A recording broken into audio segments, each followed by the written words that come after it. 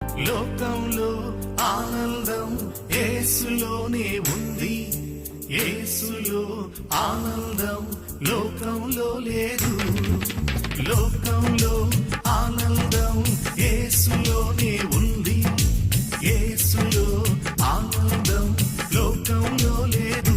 ఇదే సత్యం, ఇదే మార్గం, యేసే జీవిత గమ్యం, మోక్షానికి యేసే మార్గం.